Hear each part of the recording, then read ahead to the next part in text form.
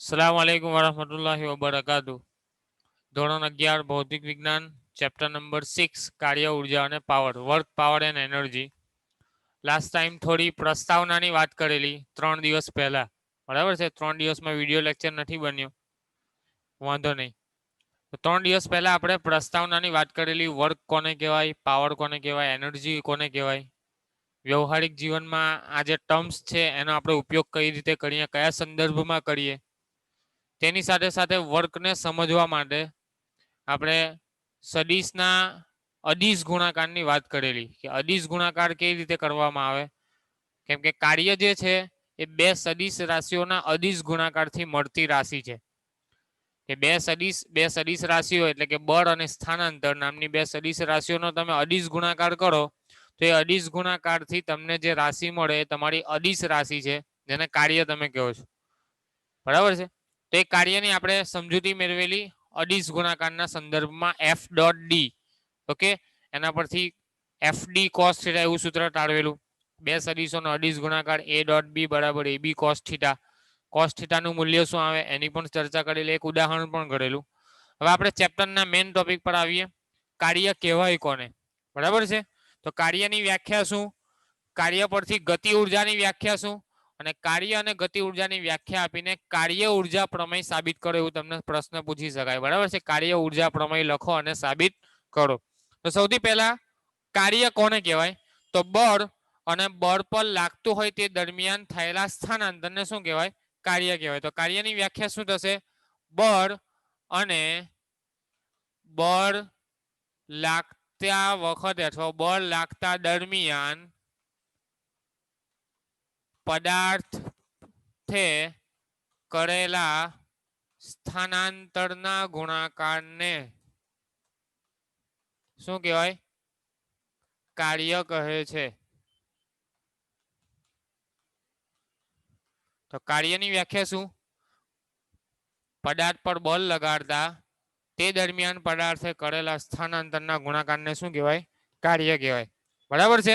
માટે કાર્ય બરાબર શું કહી શકાય, બળ ગુણ્યા સ્થાનાંતર. બળ ગુણ્યા સ્થાનાંતર. કાર્યની સંજ્ઞા છે કેપિટલ ડબલ્યુ, બળ તમારું એફ ગુણ્યા તમારા ડી, બરાબર છે. જો આ ક્રોસ ગુણાકારના ક્રોસ નથી, બરાબર છે, ગુણાકારના ક્રોસ છે, બરાબર. બે પ્રકારના ગુણાકાર આવે, અદિશ ગુણાકાર, સદિશ ગુણાકાર. અદિશ ગુણાકારમાં ડોટ મૂકવામાં આવે, સદિશ ગુણાકારમાં ક્રોસ મૂકવામાં આવે. અહીંયા ડોટ પણ નથી ને ક્રોસ પણ નથી, સિમ્પલ તમારા ગુણ્યાના ગુણ્યા છે, બરાબર. ભૂલ ના કરજો.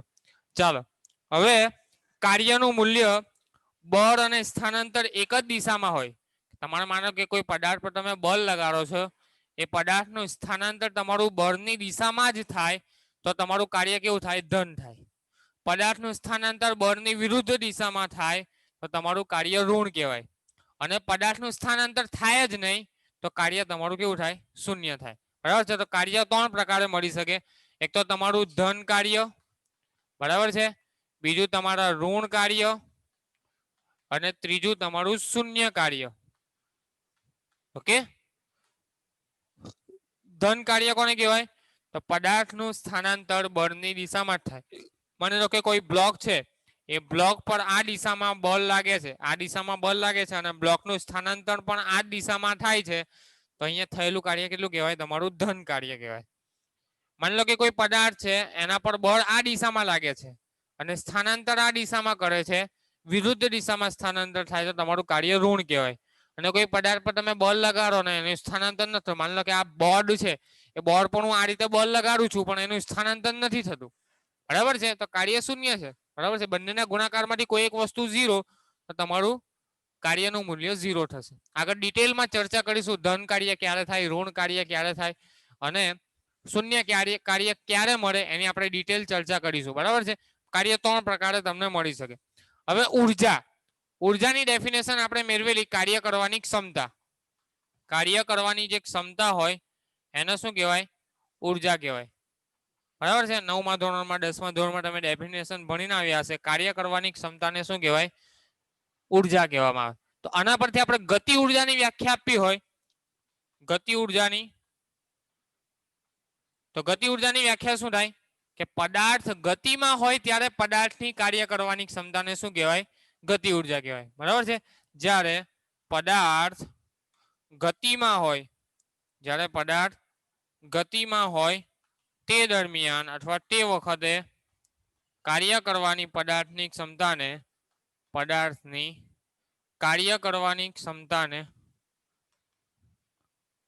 શું કહેવાય? તે પદાર્થની ગતિ ઉર્જા કહે છે. તે પદાર્થની ગતિ ઉર્જા કહે છે. ઓકે, પદાર્થ જ્યારે ગતિમાં હોય ત્યારે તેની કાર્ય કરવાની ક્ષમતાને શું કહેવાય? ગતિ ઉર્જા કહેવાય. જો પદાર્થ વધારે ઝડપથી ગતિ કરતો હોય તો તમે એવું કહેશો કે એની ગતિ ઉર્જા વધારે છે. જો પદાર્થ ઓછી ઝડપથી ગતિ કરતો હોય તો તમે કહેશો કે એની ગતિ ઉર્જા તમારી ઓછી છે. ઓકે, બીજી ગતિ ઉર્જાની એક વ્યાખ્યા છે. ગતિ ઉર્જાની વ્યાખ્યા શું છે? કે પદાર્થના દળ અને પદાર્થના વેગના વર્ગના અડધા મૂલ્યને, પદાર્થના દળ અને પદાર્થના વેગના વર્ગના ગુણાકારના અડધા મૂલ્યને પદાર્થની શું કહેવાય? ગતિ ઉર્જા કહેવામાં આવે છે. એનો મતલબ શું થાય? ગતિ ઉર્જા એટલે કે કાઇનેટિક એનર્જી. તો કાઇનેટિક એનર્જી K = શું થાય? પદાર્થના દળ ગુણ્યા પદાર્થના વેગનો વર્ગ અને એનું અડધું મૂલ્ય. બરાબર છે. તો એને શું કહેવાય? પદાર્થની ગતિ ઉર્જા. પદાર્થના દળ, પદાર્થના વેગના વર્ગ અને એનો ગુણાકાર અને એનું અડધું મૂલ્ય લો તો એને તમને શું કહેવાય? પદાર્થની ગતિ ઉર્જા મળે. શું મળે? પદાર્થની ગતિ ઉર્જા. ગતિ ઉર્જા એટલે કાઇનેટિક એનર્જી. કાઇનેટિક એનર્જી પરથી ગતિ ઉર્જાનો સિમ્બોલ છે કેપિટલ K. બરાબર છે. તો 1/2 mv² એ તમને શાનું સૂત્ર આપે? ગતિ ઉર્જાનું સૂત્ર આપે.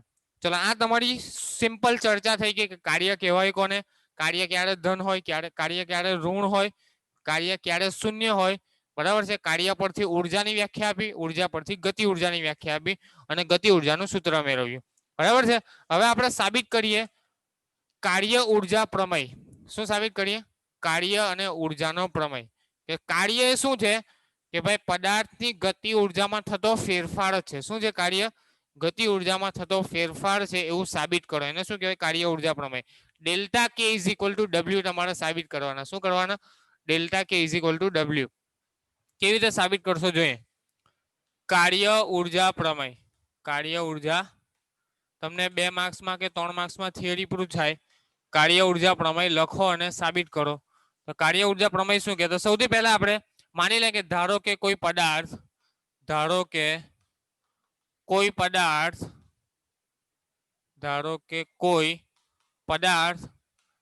પ્રારંભિક વેગ u થી ગતિની શરૂઆત કરીને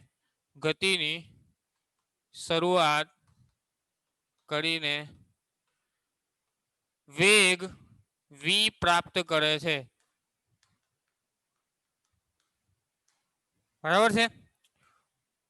પ્રારંભિક વેગ u હતો, ગતિની શરૂઆત કરે અને v જેટલો વેગ પ્રાપ્ત કરે. u માંથી v વેગ છે, વેગમાં વધારો થયો માટે પદાર્થનો પ્રવેગ તમારો કેટલો છે? a જેટલો છે. પ્રવેગ કેટલો છે તમારો? a જેટલો. અને પદાર્થે કરેલું સ્થાનાંતર s છે. બરાબર છે. ધારો કે m દર ધરાવતો કોઈ પદાર્થ u જેટલા પ્રારંભિક વેગથી ગતિ કરીને v જેટલો અંતિમ વેગ પ્રાપ્ત કરે છે. આ દરમિયાન વેગમાં વધારો થાય છે માટે પદાર્થનો પ્રવેગ a જેટલો અને પદાર્થે કરેલું સ્થાનાંતર s જેટલું. તો અચળ પ્રવેગી ગતિના ત્રીજા સમીકરણ મુજબ v² - u² = 2as. હવે આપણે સમીકરણ જોઈએ. અચળ પ્રવેગી ગતિનું સમીકરણ v² - u² = 2as. હવે આ સમીકરણને આપણે શું કરીએ? બંને બાજુ 1/2 m વડે ગુણી દે. શાના વડે ગુણી દે? 1/2 m વડે ગુણતા સમીકરણ 1 ને બંને બાજુએ 1/2 m વડે ગુણતા દરેક પદને. બરાબર છે. દરેક પદને આપણે 1/2 m વડે ગુણી દે. ચાલો, v² ને 1/2 m વડે ગુણું તો 1/2 mv², u² ને 1/2 વડે ગુણું તો 1/2 mu², અને 1/2 m વડે ગુણું તો 1/2 mas. આવું થશે. બરાબર છે, અને આ 2 ના 2 તો હતા જ, બરાબર છે. ચલો 1/2 mv² અને 1/2 mu². અને આગળ આપણે કીધું કે ગતિ ઉર્જા એટલે શું? પદાર્થના દળ અને પદાર્થના વેગના વર્ગના ગુણાકારના અડધા મૂલ્યને ગતિ ઉર્જા કહેવાય. તો આ તમારી ગતિ ઉર્જા છે. પણ કઈ ગતિ ઉર્જા છે? ફાઇનલ ગતિ ઉર્જા kf, બરાબર છે. કેમ કે અંતિમ વેગ તમારો v હતો, તો ફાઇનલ વેગ, તો ફાઇનલ ગતિ ઉર્જા આવશે તો kf. અને આ તમારી ઇનિશિયલ ગતિ ઉર્જા તો ki. શું થઈ ગઈ તમારી? ki, બરાબર છે. ઇનિશિયલ ગતિ ઉર્જા, ઇનિશિયલ કાઇનેટિક એનર્જી. આ તમારી ફાઇનલ કાઇનેટિક એનર્જી 1/2 mv² એટલે final kinetic energy. 1/2 mu² is equal to initial kinetic energy is equal to, અહીંયાથી આ તમારા બે કેન્સલ, અને ma ન્યૂટનના ગતિના બીજા નિયમ અનુસાર f બરાબર ma. આની જગ્યાએ આપણે f લખી શકીએ f, અને સ્થાનાંતર તમારું s. ઓકે, હવે પદાર્થ પર લાગતું બળ અને પદાર્થે કરેલું સ્થાનાંતર એ બંનેનો ગુણાકાર, એને શું કહેવાય? કાર્ય કહેવાય. અને આગળ આપણે જોયું પદાર્થ પર લાગતું બળ અને એને કરેલું સ્થાનાંતર એ બંનેના ગુણાકારને શું કહેવાય? કાર્ય. તો kf minus ki is equal to શું મળ્યું તમને? કાર્ય w, બરાબર છે. અને kf માઇનસ ki ને શું કહેવાય? ડેલ્ટા કે, ગતિ ઉર્જામાં થતો ફેરફાર. આ અંતિમ ગતિ ઉર્જા, આ તમારી પ્રારંભિક ગતિ ઉર્જા. અંતિમ માઇનસ પ્રારંભિક એટલે ગતિ ઉર્જામાં થતો ફેરફાર, એને આપણે શું કહીએ? ડેલ્ટા કે. તો ડેલ્ટા કે ઇઝ ઇક્વલ ટુ શું થશે? તમારું w. તો આ જે સમીકરણ આવ્યું એને શું કહેવાય? કાર્ય ઉર્જા પ્રમેય, બરાબર છે. તો કાર્ય ઉર્જા પ્રમેયનું સેન્ટેન્સ લખવું હોય, વિધાન લખવું હોય તો શું કહી શકાય? કે પદાર્થની ગતિ ઉર્જામાં થતા ફેરફારને શું કહેવાય? પદાર્થ પર કરેલું કાર્ય કહેવામાં આવે છે. તો કાર્ય એ ઉર્જાના સંદર્ભમાં આપણે વ્યાખ્યાયિત કર્યું. પહેલા આપણે કાર્યને વ્યાખ્યાયિત કર્યું બળ અને સ્થાનાંતરના સંદર્ભમાં. હવે અહીંયા કાર્ય ઉર્જા પ્રમેય પરથી તમે કાર્યને ગતિ ઉર્જાના ફેરફારના સંદર્ભમાં અહીંયા વ્યાખ્યાયિત કરી શકો. માટે ડેલ્ટા કે ઇઝ ઇક્વલ ટુ w. માની લો કે દ્વિપરિમાણમાં ગતિ હોય, આ તો તમારી સિમ્પલ સુરેખ પટ પર ગતિ છે. દ્વિપરિમાણમાં આપણું સૂત્ર હતું v² minus u² is equal to 2ad, બરાબર છે. યાદ હોય તો દ્વિપરિમાણમાં સમતલમાં ગતિ હોય તો આ સમીકરણ તમારું આવતું હતું v² minus u² is equal to 2ad. અહીંયા આપણે સદિશમાં લખી દઈએ, બરાબર છે. સદિશમાં આ પણ સદિશ, આ પણ સદિશ, આ પણ સદિશ. દ્વિપરિમાણમાં ગતિ છે, સુરેખ પટ પર ગતિ નથી. વેગનો પણ સદિશ, અહીંયા પણ સદિશ. અહીંયા પણ આ જ કામ કરીએ. સમીકરણ 1 ને બંને બાજુ 1/2 m વડે ગુણતા અહીંયા જે કરેલું અહીંયા પણ આપણે 1/2 m વડે ગુણી દે તો શું થશે? 1/2 m v² minus 1/2 m u² is equal to 1/2 into m into 2ad, બરાબર છે. અહીંયાથી પણ 2 2 કેન્સલ. આ તમારી ફાઇનલ ગતિ ઉર્જા, આ તમારી ઇનિશિયલ ગતિ ઉર્જા, બે કેન્સલ. m ઇન્ટુ એ સદિશમાં m ડોટ સદિશ a ઇન્ટુ d, બરાબર છે. હવે આ ma તો ન્યૂટનના ગતિના બીજા નિયમ અનુસાર આ પણ શું થશે? તમારું બળ સદિશ f ઇન્ટુ ડોટ d. તો kf minus ki, f dot d આવ્યું સદિશ સ્વરૂપે. તો બે રાશિઓનો અદિશ ગુણાકાર એ તમને શું મૂલ્ય આપે? કાર્યનું મૂલ્ય આપશે, બરાબર છે. તો kf minus ki is equal to તમારું શું થશે? w. તો આ પણ તમારું શું થઈ ગયું? કાર્ય ઉર્જા પ્રમેય દ્વિપરિમાણમાં. આ તમારો એક પરિમાણમાં કાર્ય ઉર્જા પ્રમેય હતો એ તમારી સુરેખ પટ પર ગતિ છે, બરાબર છે. આ તમારી સમતલમાં ગતિ હોય, સમતલમાં ગતિ એટલે કે સદિશ સ્વરૂપે તમારા વેગ આપેલા હોય. આ પણ સદિશ હોય, આ પણ સદિશ હોય, પ્રવેગ પણ સદિશ હોય અને સ્થાનાંતર પણ સદિશ આપેલો હોય. તો સદિશ સ્વરૂપે તમે કાર્ય ઉર્જા પ્રમેય સાબિત કરો છો, બંને સમાન આવશે. ઓકે, તો આ તમારો હતો કાર્ય ઉર્જા પ્રમેય. ચલો એના વિધાનની વાત કરીએ. કાર્ય ઉર્જા પ્રમેયના વિધાન શું કહે છે? કે કાર્ય ઉર્જા પ્રમેય પદાર્થની ગતિ ઉર્જામાં થતો ફેરફાર અને તેના પર લાગતા ચોખ્ખા પરિણામી બાહ્ય બળ વડે થતા કાર્ય જેટલો હોય. મેં તમને કીધું ને કે પદાર્થની ગતિ ઉર્જામાં થતો ફેરફાર એ પરિણામી બળ વડે લાગતા કાર્યના મૂલ્ય જેટલો હોય છે એને શું કહેવાય? કાર્ય ઉર્જા પ્રમેય. એનું વિધાન છે, બરાબર છે. હું લખતો નથી. અથવા બીજી ભાષામાં આપણે કાર્ય ઉર્જા પ્રમેયનું બીજું વિધાન લખવું હોય તો શું લખી શકાય? ઉર્જાનો વ્યય કરતા બળોની ગેરહાજરીમાં પદાર્થ પર પરિણામી બળ વડે થતું કાર્ય પદાર્થની ગતિ ઉર્જાના ફેરફાર જેટલું હોય. ઉર્જાનો વ્યય કરતા બળોની ગેરહાજરીમાં, એનો મતલબ શું? માની લો કે એક પદાર્થ છે, બરાબર છે, m દળ ધરાવતો, એના પર અહીંયા હું બળ લગાડું. ઓકે, આ બળ લગાડું છું તો કોઈ બીજા પ્રકારનું બળ એવું નથી લાગતું કે જેથી એનામાં રહેલી ઉર્જાનો વ્યય થાય. શરૂઆતમાં એના અંદર કઈ ઉર્જા રહેલી હોય? સ્થિતિ ઉર્જા રહેલી હોય. પદાર્થ સ્થિર અવસ્થામાં છે તો એની અંદર કઈ ઉર્જા રહેલી હોય? સ્થિતિ ઉર્જા અને આ સ્થિતિ ઉર્જાનું શેમાં રૂપાંતર થશે? ગતિ ઉર્જામાં રૂપાંતર થશે. ઓકે, માની લો કે કોઈ પદાર્થ છે, હવે એની અંદર જો ઘર્ષણ બળ આપણે લાગે તો ઘર્ષણ બળ લાગે તો ગતિ ઉર્જાનો વ્યય થાય. શાનો વ્યય થાય? ઉર્જાનો વ્યય થાય. પણ આપણે અહીંયા ગતિ ઉર્જાને કન્સિડર કર્યું નથી, એટલે કે ઘર્ષણ બળને આપણે અહીંયા કન્સિડર કરતા નથી. એક પદાર્થ પર જે તમે બળ લગાડો છો એ ચોખ્ખા બળની અસર હેઠળ પદાર્થ જો સ્થાનાંતર કરે અને એને કારણે જે ગતિ ઉર્જામાં ફેરફાર થાય એને શું કહેવાય? પદાર્થ પર કરેલું કાર્ય કહેવામાં આવે. કોઈ પણ પ્રકારના ઉર્જાના વ્યયને આપણે અહીંયા ધ્યાનમાં લેવાનો નથી. ઓકે, ચાલો આગળ ચાલીએ. અચળ બળ વડે થતું કાર્ય. શાની વાત કરીએ? અચળ બળ વડે થતું કાર્ય. કાર્ય બે પ્રકારના થઈ શકે, એક તો ચલ બળ વડે થતું કાર્ય અને બીજું અચળ બળ વડે થતું કાર્ય. અચળ બળનો શું મતલબ? કે કોઈ પદાર્થ પર તમે કોન્સ્ટન્ટલી એક સરખા મૂલ્યનું એક સરખી દિશામાં બળ લગાડો તો એને શું કહેવાય? અચળ બળ. બરાબર છે. કોઈ બ્લોક છે અથવા કોઈ ટેબલ છે એને મારે ખસેડવું છે તો એને કોન્સ્ટન્ટલી એક જ બળથી ધક્કો મારું, બરાબર છે, કોઈ પદાર્થને હું એક જ બળથી ધક્કો મારું છું તો તે મારું અચળ બળ છે કે ભાઈ દિશા પણ સમાન અને મૂલ્ય પણ સમાન. જરાક વધારે ધક્કો મારીશ તો એનો કાર્ય બળના મૂલ્યમાં ફેરફાર થશે. બળનું મૂલ્ય ફેરફાર થાય તો એ તમારું ચલ બળ કહેવાય. આપણે પહેલા વાત કરીશું અચળ બળ વડે થતું કાર્ય. અચળ બળ વડે થતું કાર્ય. તો સૌથી પહેલા તમને ખબર હોય છે અચળ બળ એટલે શું? બળ કેવી રાશિ? તમારી સદિશ રાશિ. બળ કેવી રાશિ? તમારી સદિશ રાશિ. સદિશ રાશિ હોય એટલે એના બે વસ્તુ હોય, એક તો દિશા હોય અને બીજું મૂલ્ય હોય. આ બંને તમારા કેવા હોવા જોઈએ? સમાન હોવા જોઈએ, તો જ એને શું કહેવાય? અચળ બળ કહેવાય. બરાબર છે. તો અચળ બળ માટેની કન્ડિશન શું? કે તમારી બળ સદિશ રાશિ, સદિશ રાશિ હોવાથી એની અંદર બે વસ્તુ હોય, દિશા અને મૂલ્ય હોય. તો દિશા પણ તમારી સરખી રહેવી જોઈએ બળ લગાડો તે દરમિયાન, અને મૂલ્ય પણ તમારું સમાન હોવું જોઈએ બળ લગાડીએ છીએ તે દરમિયાન. બરાબર છે. બળનું મૂલ્ય પણ ના બદલાય અને બળની દિશા પણ ના બદલાય. કોઈ એક બ્લોક છે, માની લો કે આ તમારો m દળ ધરાવતો કોઈ બ્લોક છે, એના પર f જેટલું બળ લગાડું છું, બરાબર છે. આ દિશામાં મારું બળ લાગે છે તો એ બળનું મૂલ્ય પણ સમાન હોવું જોઈએ, બળની દિશા પણ સમાન હોવી જોઈએ. તે વખતે જે લાગતું બળ હોય એને કયું બળ કહેવાય? અચળ બળ. તો આ અચળ બળ વડે કાર્ય કેવી રીતે મેળવી શકાય? તે જ આપણો જે નિયમ છે તે જ અચળ બળ વડે કાર્ય કેવી રીતે મેળવી શકાય? તો પદાર્થ પર થતું કાર્ય, તો કાર્ય બરાબર શું? તો બળનું મૂલ્ય. શાનું મૂલ્ય? બળનું મૂલ્ય ગુણ્યા બળ લાગતા દરમિયાન, બળ લાગતા દરમિયાન બળની દિશામાં થયેલું કાર્ય. બરાબર છે. ઓકે, પદાર્થ પર થયેલું કાર્ય શું થશે? બળનું મૂલ્ય ગુણ્યા બળ લાગતા દરમિયાન બળની દિશામાં અથવા બળની વિરુદ્ધ દિશામાં, જે દિશામાં તમારું કાર્ય થતું હોય તે, તો બળ પર લાગતા દરમિયાન બળની દિશામાં થયેલું સ્થાનાંતર. બળની દિશામાં થયેલું શું આવશે?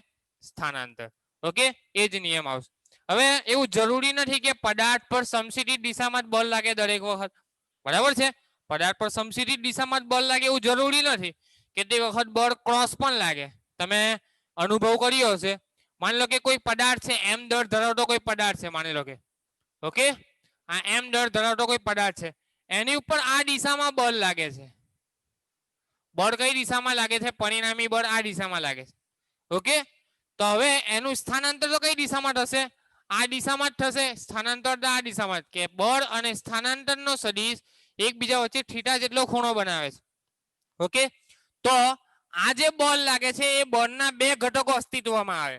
એમ કે થીટા જેટલા એંગલ પર તમારું બળ લાગે છે તો એના બે ઘટકો પડશે. એક તો તમારો વર્ટિકલ ઘટક અને બીજો તમારો હોરિઝોન્ટલ ઘટક.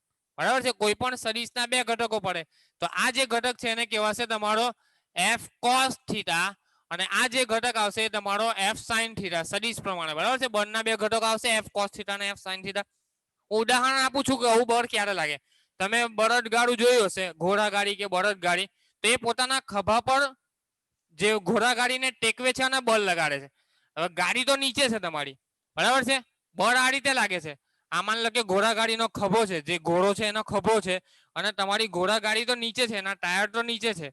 એટલે કે ગાડીનું સ્થાનાંતર તો આ દિશામાં થાય છે, ઘોડાગાડીનું સ્થાનાંતર આ દિશામાં થાય છે, અને લગાડનારું બળ તમારું આ જગ્યાએથી લાગે છે. ઉદ્ગમ બળનું અહીંયા છે, તો તમારા સ્થાનાંતર અને બળ વચ્ચેનો ખૂણો કેટલો છે? તમારો θ ડિગ્રીનો ખૂણો છે. ઓકે, તો આ રીતે કોઈ બળ લાગતું હોય તો તમારું બળ આ દિશામાં લાગે છે અને પદાર્થનું સ્થાનાંતર આ દિશામાં થાય છે, તો ત્યારે શું કાર્ય જે થાય એ કાર્ય થતી વખતે બળના બંને ઘટકો ભાગ લે, બળના બંને ઘટકો જવાબદાર છે કે કોઈ એક ઘટક જવાબદાર છે? તો તમે શું કહેશો કે ભાઈ બળનો કોઈ એક ઘટક જ જવાબદાર છે. કયો ઘટક જવાબદાર થશે આ કિસ્સામાં? તો બળનો સમસ્થિતિજ ઘટક તમારો જવાબદાર. બરાબર છે કે પદાર્થનું સ્થાનાંતર જે આ દિશામાં થાય છે તો આ સ્થાનાંતર થવા માટે કયો ઘટક અસ્તિત્વ ધરાવે? F cos θ સમસ્થિતિજ ઘટક તમારો જવાબદાર છે. બરાબર છે, તો લખવાનું કે પદાર્થ પર જ્યારે કોઈ થીટા એંગલ પર બળ લાગતું હોય ત્યારે એના બે ઘટકો પડશે, F cos θ અને F sin θ. તે દરમિયાન F cos θ જે તમારા બળનો સ્થાનાંતરની દિશામાંનો ઘટક છે, બળનો સ્થાનાંતરની દિશામાંનો ઘટક છે, તે કાર્ય કરવા માટે જવાબદાર પરિબળ છે. બરાબર છે, જ્યારે બળનો સ્થાનાંતરને લંબ રૂપે ઘટક છે એ તમારો કાર્ય માટે જવાબદાર ઘટક નથી. તો તમારું કાર્યનું સૂત્ર શું થશે? કાર્ય ઇઝ ઇક્વલ ટુ બળનો સ્થાનાંતરની દિશામાંનો ઘટક, સ્થાનાંતરની દિશામાંનો ઘટક ગુણ્યા તમારું શું આવશે? સ્થાનાંતર. ઓકે, કાર્ય બરાબર, તો કાર્ય W ઇઝ ઇક્વલ ટુ બળનો સ્થાનાંતરની દિશામાંનો ઘટક કેટલો તમારો? F cos θ અને સ્થાનાંતરનો સદિશ કેટલો તમારો? D. બરાબર છે, સ્થાનાંતરના સદિશનું મૂલ્ય કેટલું? D. તો આ તમારું કાર્ય કેટલું આવ્યું? FD cos θ. બરાબર છે. હવે A dot B, A dot B ને આપણે શું કીધેલું? A ડોટ B બરાબર શું લખાય? AB cos θ. આવું આપણે કીધું ને ડોટ ગુણાકારમાં. A dot B is equal to AB cos θ થાય. બરાબર છે, તો અહીંયા F ડોટ D કરું તો FD cos θ થાય કે ના થાય? માટે W ઇઝ ઇક્વલ ટુ તમે એવું લખી શકો સદિશ F ડોટ ગુણાકાર સદિશ D. બરાબર છે, તો આ કાર્યનું સદિશ સ્વરૂપે સૂત્ર આવી ગયું. બરાબર છે, F ડોટ D, જ્યાં તમારો બળનો સ્થાનાંતરની દિશામાંનો ઘટક જ ખાલી જવાબદાર છે કાર્ય કરવા માટે, જ્યારે લંબ ઘટક F sin θ છે એ તમારો કાર્ય કરવા માટે જવાબદાર ઘટક નથી. તો આ કિસ્સામાં શું થાય છે? બળ તમારું થીટા જેટલા એંગલ પર લાગે. માની લો કે કોઈ કિસ્સો એવો હોય કે તમારું બળ સમસ્થિતિજ દિશામાં લાગે છે. માની લો કે m દળ ધરાવતો પદાર્થ છે, બળ તો તમારું સમસ્થિતિજ દિશામાં લાગે છે, પદાર્થનું સ્થાનાંતર આ રીતે કંઈક થાય છે. બરાબર છે, પદાર્થનું આ રીતે કંઈક સ્થાનાંતર થાય છે. ઓકે, તો સ્થાનાંતર થીટા જેટલા એંગલ પર થતું હોય તો સ્થાનાંતરના પણ બે ઘટક પડે, એક તમારો D sin θ અને બીજો તમારો D cos θ. સ્થાનાંતરના બે ઘટક પડે, D sin θ અને D cos θ. તો કાર્ય માટે શું કહેશો? તો કાર્ય બરાબર સ્થાનાંતરનો બળની દિશામાંનો ઘટક, સ્થાનાંતર અહીંયા શું હતો? બળનો સ્થાનાંતરની દિશામાંનો ઘટક. આના માટે શું આવશે આ કિસ્સામાં? કે તમારું બળ આ દિશામાં લાગે છે અને સ્થાનાંતર આ દિશામાં થાય છે. બરાબર છે, આવું કંઈક ઘટક, આવું કંઈક પોસિબલ હોય કોઈક સિસ્ટમમાં તો શું થાય કે ભાઈ બળ આ દિશામાં લાગતું હોય, સ્થાનાંતર આ દિશામાં થતું હોય, તો એવા કિસ્સામાં સ્થાનાંતરનો તમારો બળની દિશામાંનો જે સમસ્થિતિજ ઘટક છે એ જ કાર્ય કરવા માટે જવાબદાર છે. તો એના પરથી તમારા કાર્યનું સૂત્ર શું આવશે? W બરાબર D cos θ ઇન્ટુ F. બરાબર છે, D cos θ એટલે શું? સ્થાનાંતરનો બળની દિશામાંનો ઘટક ગુણ્યા બળનું મૂલ્ય. બરાબર છે, તો એ બંને જવાબદાર છે. તો આના પરથી પણ તમને સૂત્ર શું મળ્યું? FD cos θ માટે W is equal to F dot D. શું થઈ ગયું તમારું? W is equal to F dot D. તો આ તમારું શું આવ્યું? ચલ અચળ બળ વડે થતું કાર્ય. કેવું? અચળ, કે અહીંયા તમારા બળના મૂલ્યમાં કોઈ ફેરફાર થતો નથી. કોન્સ્ટન્ટલી જ્યાં સુધી તમે બળ લગાડો છો એ બળની દિશા પણ નથી બદલાતી અને એ બળના મૂલ્યમાં પણ કોઈ ફેરફાર નથી થતો. તે દરમિયાન તમારું જે કાર્ય થાય છે એને કેવું કાર્ય કહેવાય? અચળ બળ વડે થતું કાર્ય. એમાં આપણે બંને કિસ્સા લીધા. પહેલો કિસ્સો તમારો કે સિમ્પલ, તમારું બળ સમસ્થિતિજ દિશામાં લાગે છે અને સ્થાનાંતર પણ સમસ્થિતિજ દિશામાં થાય, તો કાર્ય તમારું F ગુણ્યા D, બળ ગુણ્યા સ્થાનાંતર. બીજો કિસ્સો તમારો કે બળ આ દિશામાં લાગે છે અને સ્થાનાંતર આ દિશામાં. મેં તમને ઘોડાગાડીનું કે બળદગાડીનું ઉદાહરણ આપ્યું. બરાબર, કે બળ આ દિશામાં લાગે અને સ્થાનાંતર આ દિશામાં થાય, તો એ દરમિયાન કાર્યમાં શું થાય કે એ દરમિયાન બળનો ખાલી સમસ્થિતિજ ઘટક જ કાર્ય કરવા માટે જવાબદાર છે, વર્ટિકલ ઘટક તમારો કાર્ય કરવા માટે જવાબદાર નથી. એટલે કાર્ય માટે કયો ઘટક જવાબદાર થશે? F cos θ. માટે કાર્યનું સૂત્ર શું આવશે? કાર્ય બરાબર બળનો સ્થાનાંતરની દિશામાંનો ઘટક એટલે કે સમસ્થિતિજ દિશામાંનો ઘટક ગુણ્યા તમારા સ્થાનાંતર. બરાબર છે, બળ ગુણ્યા સ્થાનાંતર. F cos θ ગુણ્યા D માટે FD cos θ FD cos theta પરથી સદિશના ગુણાકારના સ્વરૂપે તમે લખી શકો F dot D. W is equal to F dot D. બીજો કિસ્સો એવો હોય કે માની લો કે તમારું બળ આ દિશામાં લાગે છે સમક્ષિતિજ દિશામાં અને સ્થાનાંતર આ દિશામાં થાય છે, બરાબર. કોઈ કિસ્સો એવો હોય કે સ્થાનાંતર તમારો આ દિશામાં હોય અને બળ આ દિશામાં લાગે અને થીટા જેટલો ખૂણો બનાવતો હોય, તો તે દરમિયાન જે કાર્ય થાય એ કાર્ય કોના અંદર જવાબદાર છે કે સ્થાનાંતરના બળની દિશાના ઘટક D cos થીટા પર જવાબદાર છે, D sin થીટા પર જવાબદાર નથી, બરાબર છે. એટલે કે આના પર આધાર રાખતું નથી. જે કાર્ય થાય છે એ ખાલી D cos થીટા પર જ આધાર રાખે. તો એના પરથી તમારું સૂત્ર શું આવશે? કાર્ય ઇઝ ઇક્વલ ટુ સ્થાનાંતરનો બળની દિશામાંનો ઘટક ગુણ્યા બળનું મૂલ્ય, બરાબર છે. બળ ગુણ્યા સ્થાનાંતર, બરાબર છે. તો અહીંયાથી પણ તમને સૂત્ર મળશે FD cos theta is equal to F dot D. હવે આ ચર્ચા પરથી આપણે મેળવીએ કે કાર્ય ક્યારે ધન હોય, કાર્ય ક્યારે ઋણ હોય અને કાર્ય ક્યારે શૂન્ય હોય. કઈ કઈ બાબતોમાં કાર્યનું મૂલ્ય ધન આવે, કઈ બાબતોમાં કાર્યનું મૂલ્ય ઋણ આવે અને કયા કિસ્સામાં કાર્યનું મૂલ્ય શૂન્ય થાય, એની આપણે ચર્ચા કરીએ. આપણે કાર્યનું વ્યાપક સૂત્ર મેળવ્યું. કાર્ય W is equal to F dot D. કાર્ય W ઇઝ ઇક્વલ ટુ સદિશ F ડોટ સદિશ D. બીજી ભાષામાં શું કહેવાય? FD cos theta. ઓકે. હવે મેથેમેટિક્સ વાળાને ખબર છે cos થીટાનું મહત્તમ મૂલ્ય કેટલું? 1. cos થીટાનું મેક્સિમમ મૂલ્ય, cos થીટાનું મેક્સિમમ મૂલ્ય કેટલું તમારું? 1. એટલે કે તમારું cos થીટા મેક્સિમમ કેટલું થાય? 1 હોય તો તમારો થીટા બરાબર કેટલો થાય? 0 ડિગ્રી. એટલે કે કાર્ય મહત્તમ ક્યારે થાય કે બળ અને સ્થાનાંતર બંને સદિશ વચ્ચેનો ખૂણો તમારો 0 ડિગ્રીનો હોય તો તમે મેક્સિમમ કાર્ય કરી શકો. એટલે તમે જોજો, કોઈ બ્લોક છે, આ m દળ ધરાવતો કોઈ બ્લોક છે, એને આ તરફ તમે ખેંચો, જો આ દિશામાં બળ લગાડો તો તમે ઝડપથી ખેંચી શકો. અને માની લો કે એને દોરી વડે બાંધીને આ રીતે ઉપર ખેંચો, બરાબર છે. આ રીતે તમે ઉપર ખેંચો તો એની ઝડપમાં ઘટાડો થાય.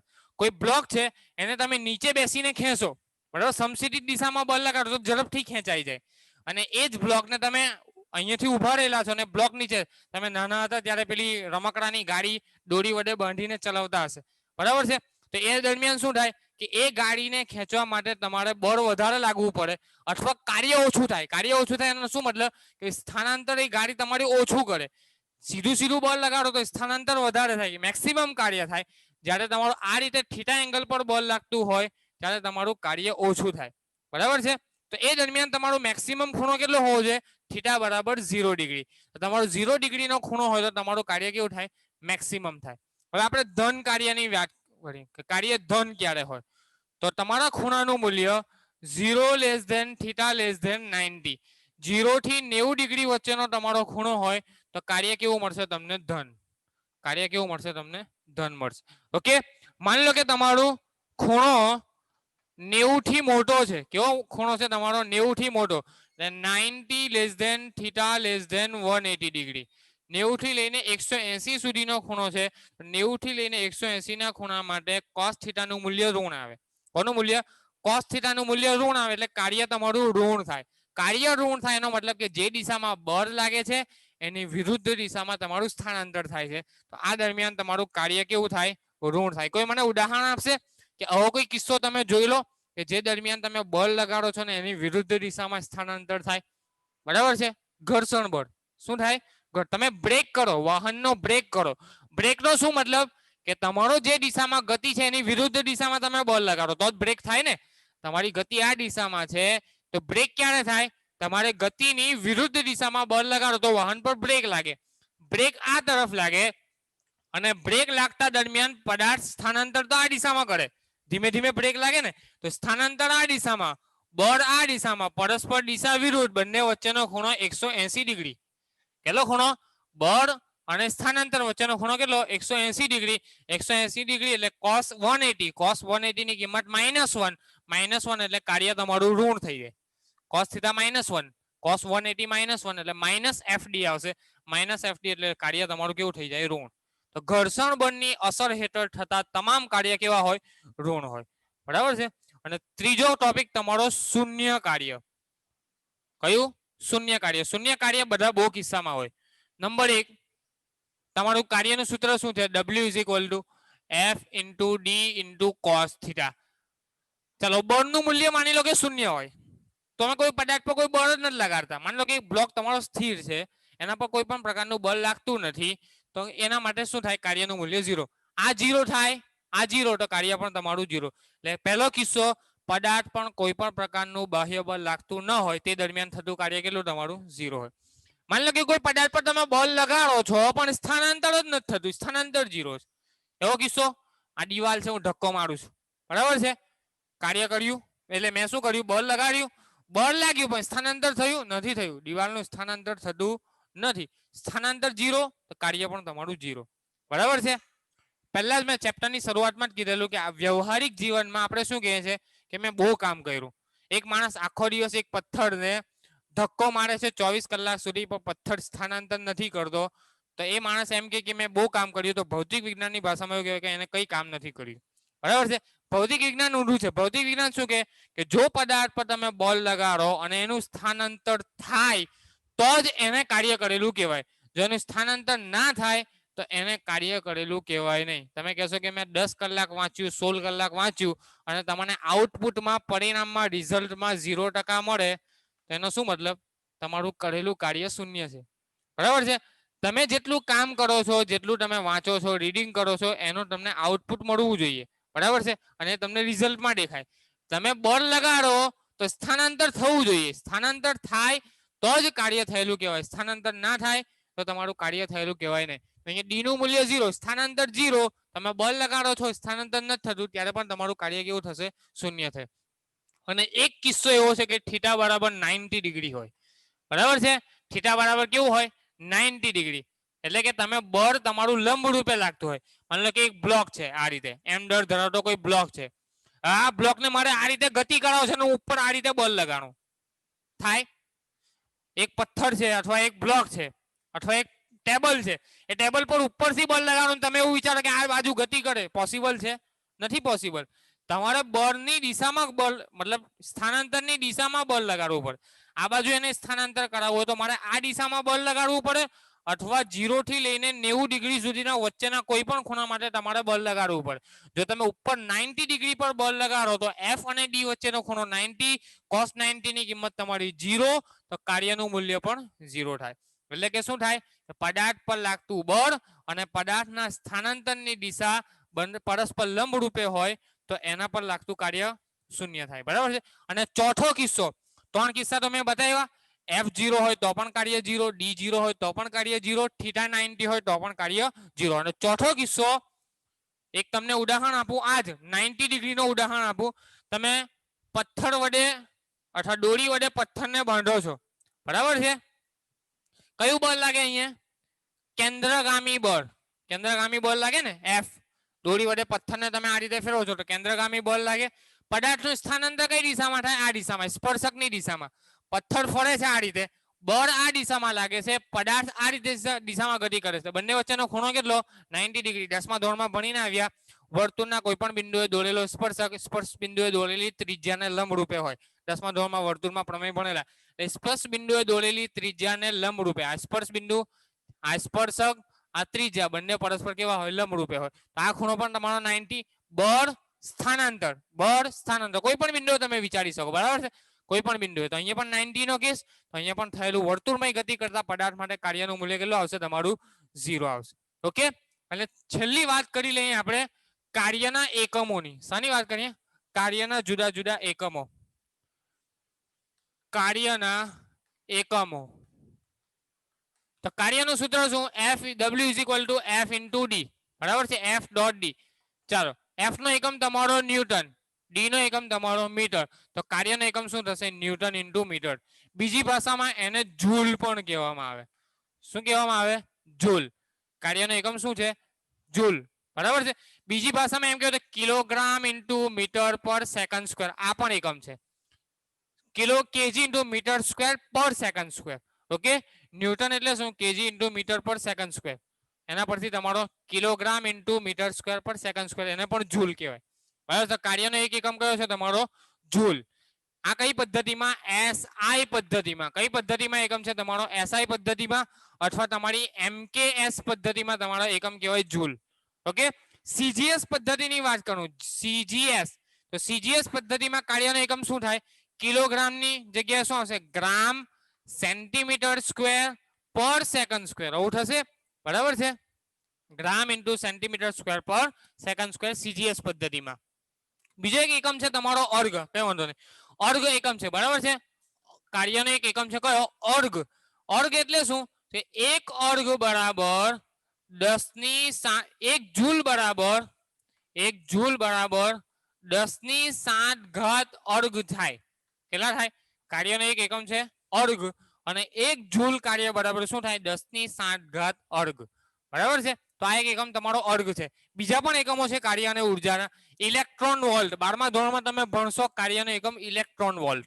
પછી KWH કિલો વોટ અવર. આપણે ઘરમાં મીટર હોય, એ મીટરનું જે રીડિંગ આવે એના દ્વારા જે ઉર્જા ઉત્પન્ન થાય એને આપણે માપીએ કિલો વોટ અવર. એને આપણે યુનિટ પણ કહેતા હતા. ઘરમાં આપણે યુનિટ, કે આટલા યુનિટ બળ્યા. યુનિટ એટલે શું? 1 યુનિટ બરાબર 1 કિલો વોટ અવર. ઓકે, તો એક એકમ તમારો કિલો વોટ અવર છે. બીજો એક એકમ તમે જોઈ લો, કેલરી. એ પણ શાનો એકમ છે? કાર્ય અને ઉર્જાનો જ એકમ. ઉર્જા અને કાર્ય એકબીજાનું એક સ્વરૂપ જ છે. આપણે વાત કરી ડેલ્ટા કે ઇઝ ઇક્વલ ટુ ડબલ્યુ, એટલે કાર્ય શું છે? એક પ્રકારની ઉર્જા જ છે, ગતિ ઉર્જામાં થતો ફેરફાર જ છે. એટલે કાર્યનો જે એકમ છે એ જ તમારો ઉર્જાનો એકમ થાય. બરાબર છે? તો કેલરી નામનો એક એકમ પણ છે જે તમારો કાર્યનો એકમ છે. ઓકે, તો આટલા એકમો છે: joule, calorie, electron volt, kilowatt hour, erg, kilogram into metre square પર second square, gram centimetre square પર સેકન્ડ સ્ક્વેર. ઓકે, આટલી ચર્ચા ઇનફ છે. નેક્સ્ટ ટાઈમ આગળની ચર્ચા કરીશું.